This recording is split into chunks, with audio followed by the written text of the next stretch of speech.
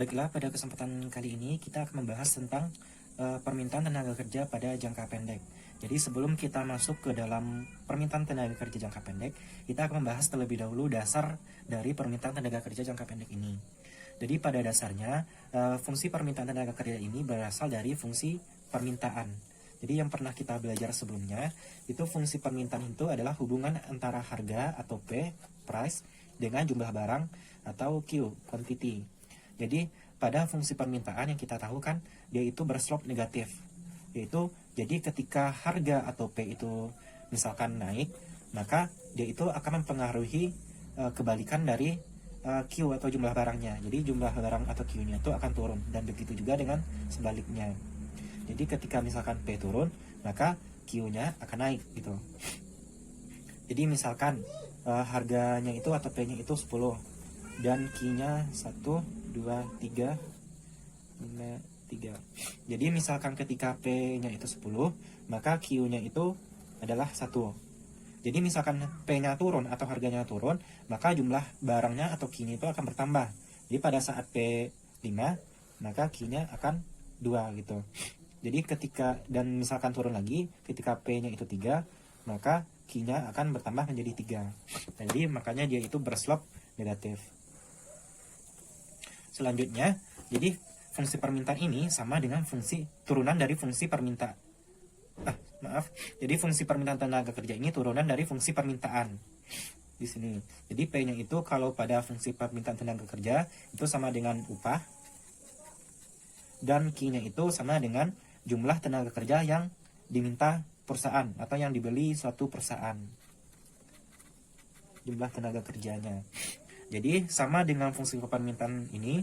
Jadi ketika upah atau W itu naik, maka jumlah tenaga kerja yang akan diminta itu sedikit gitu, akan turun.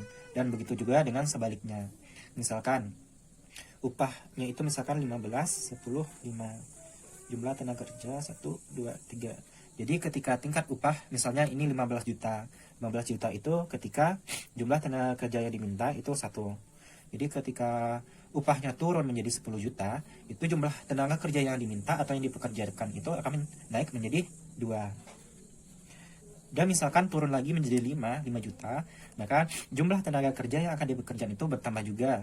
Jadi itu menjadi 3. Jadi dia sama-sama berslope negatif. Jadi kesimpulannya,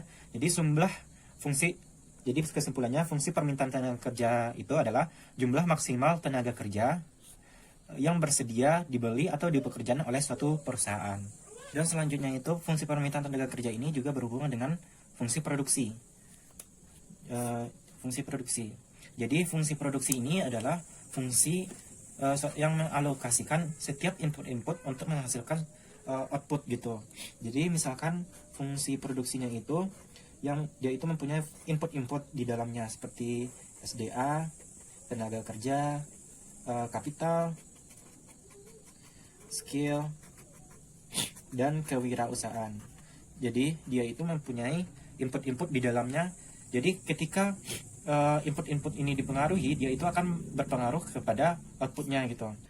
Dan selanjutnya mari kita sederhanakan karena kita berhubungan dengan tenaga kerja. Jadi variabel atau input yang kita lihat ini adalah tenaga kerja. Dan juga karena jangka pendek kita membahas fungsi produksinya yang di jangka pendek saja.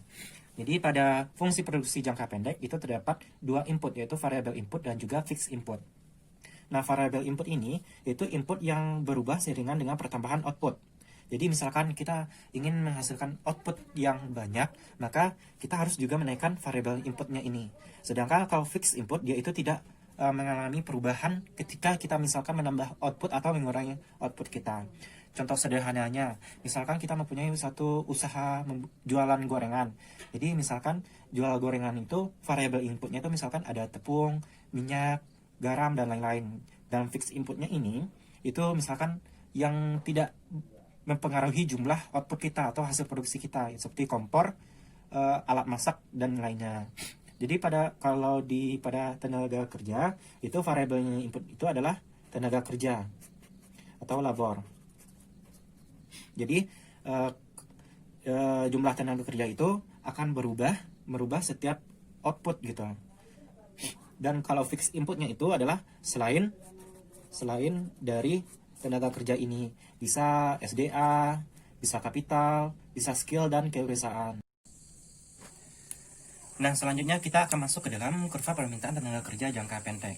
Jadi, tadi sudah dijelaskan dalam permintaan itu terdapat variable input dengan fixed input. Kenapa ada fixed input? Karena dia dalam jangka pendek.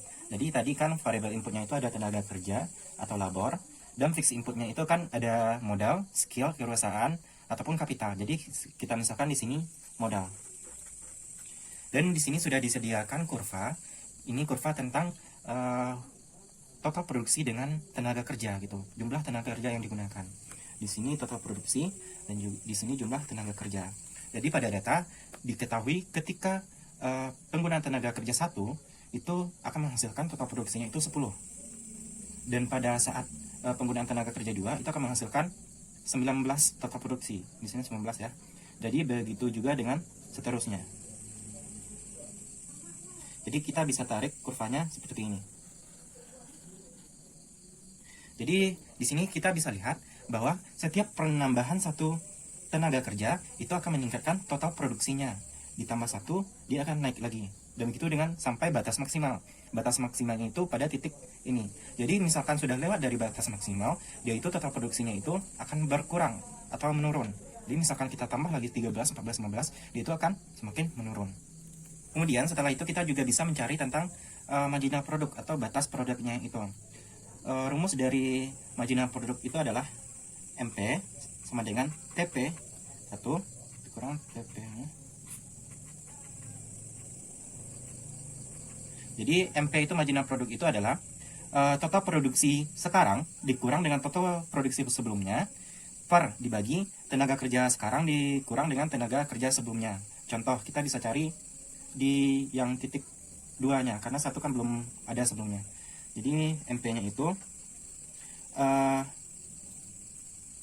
pada saat 2 itu kan 19 total produksinya, dikurang sebelumnya itu 10 per tenaga kerjanya yang sekarang 2, yang sebelumnya 1, didapat 9 per 1.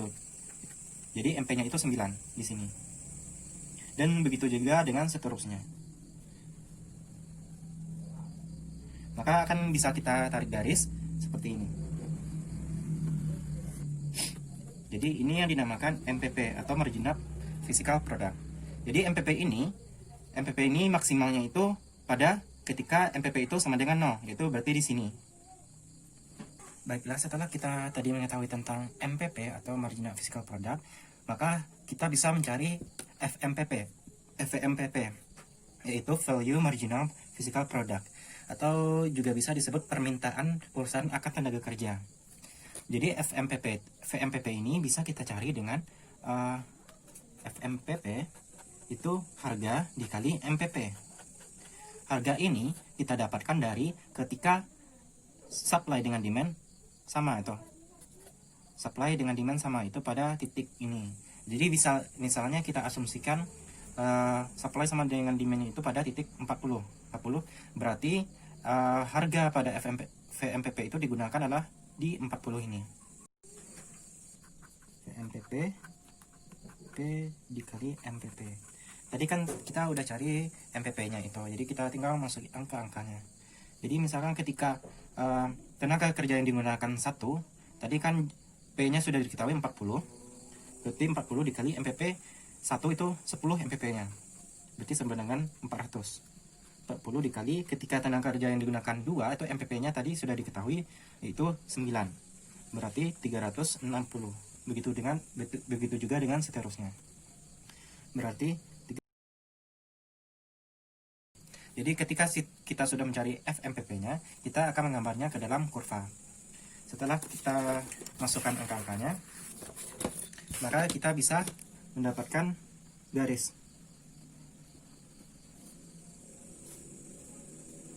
Jadi seperti ini titik-titiknya, tinggal kita hubungkan.